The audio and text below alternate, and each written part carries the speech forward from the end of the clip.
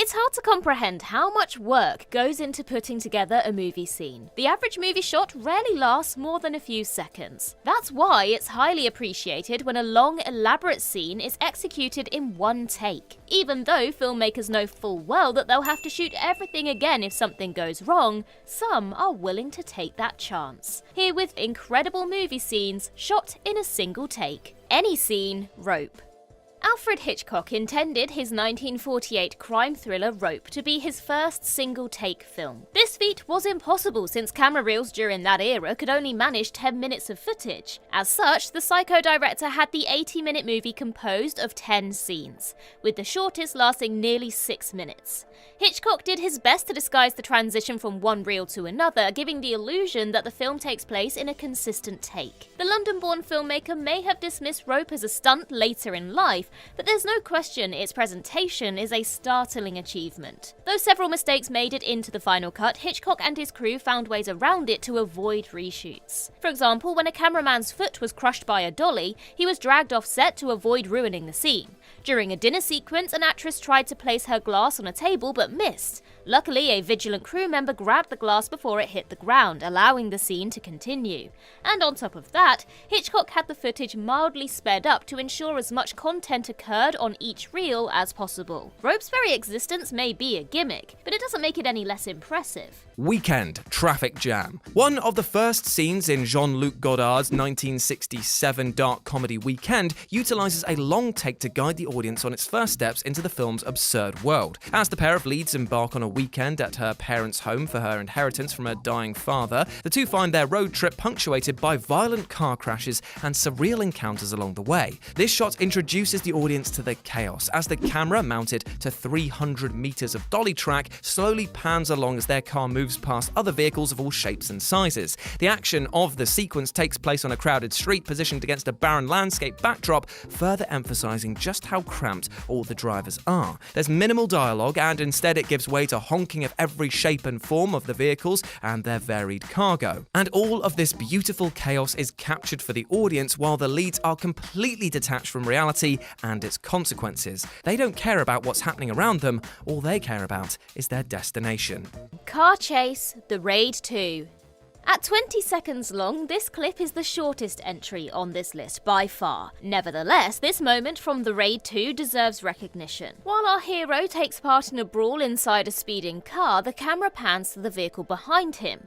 In one continuous shot, the camera moves into the car through the front left side before moving out to the back right side. In case you're wondering, this stunt was achieved with zero CGI. Like the best kind of magic trick, this feat leaves viewers thinking, how the heck did they do that? Well, the answer is impressive and surprisingly funny. The camera operator, who sits on an unseen vehicle, takes the camera from the first car and passes it to a crew member in the second one. But how does the crew member in the second car remain hidden? Well, that's simple. He's disguised as a car seat. He then passes the camera through the back window to another unseen cameraman who's sitting horizontally on a rig attached to the car. The setup may sound unnecessarily complex, but that's what it takes to create movie magic. Hard-boiled hospital shootout. Nowadays, John Woo is mostly known for releasing doves into the air, but back in the day he was responsible for some of the greatest action films of all time. Hard-boiled put him on the map as a great action filmmaker for Hollywood to pay attention to, and the scene that cemented this film in the Action Film Hall of Fame was a 2-minute and 42-second long tracking shot following two officers fighting their way through a hospital. Woo and cinematographer Wang Wing-Heng follow the two officers through the various hospital corridors, masterfully utilizing the setting as enemies pop out from all corners. A cascade of bullets, debris, and bodies, this sequence is a hallmark of action cinema. Now, the smartest thing about this scene is that even with all the action, everything is still legible. Even when the camera draws in and pulls out all the time, every step has been thought about, and it makes the scene drip with raw energy. Alone in the Care Home, Help. Mark Munden's deeply underrated TV movie follows care worker Sarah, who struggles to look after residents during the COVID-19 pandemic. While Sarah works a late shift alone, she finds one resident, Kenny, struggling to breathe. With limited resources and no staff to turn to, Sarah is forced to ask a dementia-riddled patient, Tony, to assist her. Sarah's desperation and panic is conveyed in real time, since the scene is shown in an unbroken 26-minute shot, which makes it far more heart-wrenching. According to star Jodie Comer, everything in the scene required meticulous planning, including the pace of her walk so she was in sync with the camera.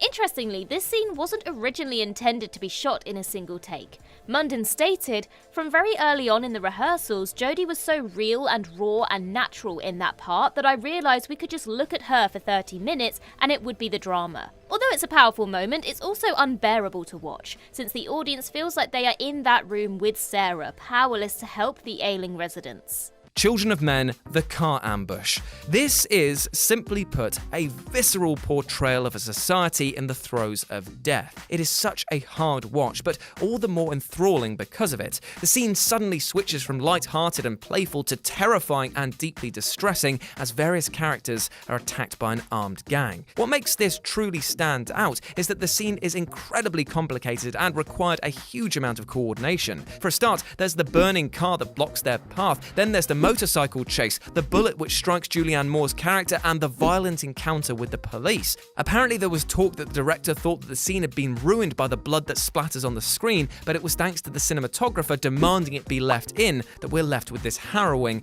and amazing sequence. Bride readies herself, Kill Bill Volume 1.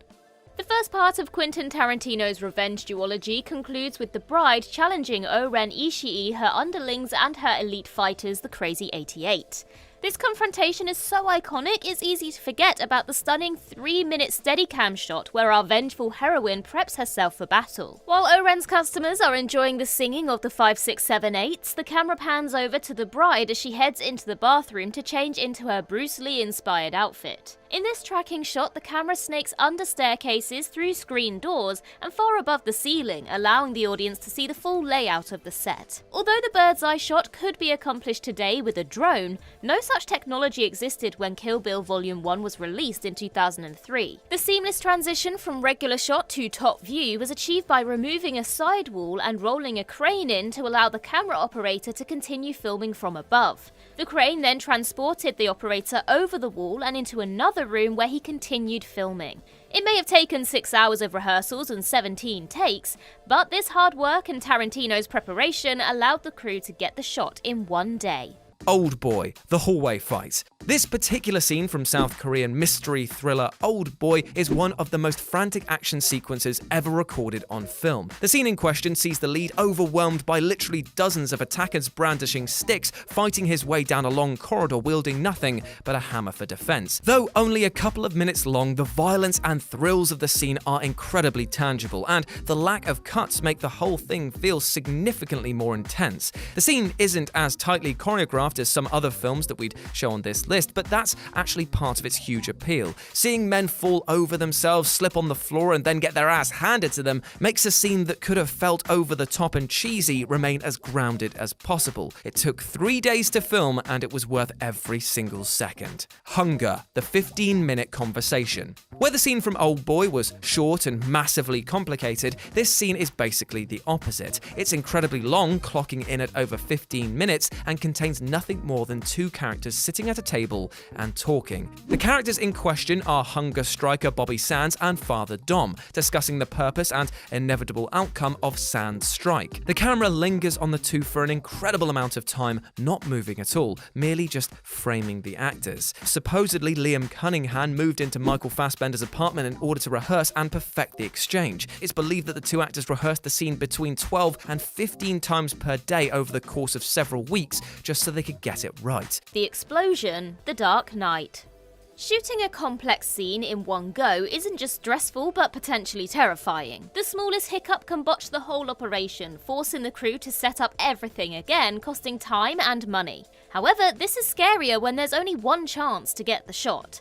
So when Christopher Nolan decided to blow up a hospital for real in The Dark Knight, he was painfully aware that there wouldn't be a second take. In the scene, the Joker activates a detonator while exiting a hospital, causing the whole building to explode. Heath Ledger knew that the tiniest miscalculation could place him in serious danger, but he still managed to nail this 30-second sequence on his first and only try, despite being mere feet away from falling debris and spewing fireballs. Ledger was so flawless, it spawned a false rumour that the Oscar-winning actor improvised the moment where the Joker fiddles with the detonator after the major bomb seemingly fails to go off. Although the scene would have been easier to shoot with CGI or green screen or multiple composite shots, the final product wouldn't have turned out this well. Boogie Nights, the opening shot. Paul Thomas Anderson is regarded as one of the finest filmmakers currently living, so it makes sense that his 1997 feature debut Boogie Nights would show off some incredible talent. The movie tells the story of a huge number of different characters expertly weaving their narratives together throughout the course of the film, kind of like Chaucer's tale if it was on coke. The film's opening shot goes from establishing the title of the film to setting the context and introducing many of the main characters. The shot follows these characters into an incredibly vibrant and popular nightclub, circling and tracking throughout the location. Once in the club, there are all kinds of framing, lighting and timing complications, and the introduction of even more characters. On paper, it would make so much more sense to cut between different shots, but this unbroken and unapologetically indulgent opening sets a greater tone that switching between angles could ever have done. Bear Attack, The Revenant. The Revenant tells the grueling true story of Hugh Glass, a fur trapper who was left for dead by his companions after being mauled by a grizzly. Although this revenge western is exquisitely shot, it's the single take sequence of Glass being attacked by the ferocious beast that leaves the biggest impact. Even though stuntman Glenn Ennis was the physical stand-in for the bear, the creature is computer generated throughout this scene. To minimise reshoots, the performers mapped out all of Glass's movements when the monstrous carnivore hurls him against a tree, flips him around, stomped on his head, sniffs his face and rolls him over. Rather than relying on CGI for the shots where Glass is flung around the forest, these moments were achieved with good old-fashioned wire work. Now, performing a single take shot with a CG character doesn't sound like a good idea on paper. If the movements or actions don't line up, the filmmakers mightn't be able to tell until the footage is finalised, and if a major mistake is made, it could compromise the entire shot. However, leaving the scene unbroken was the right decision, since it highlights the sheer terror Glass endured, offering a more palpable experience for the audience.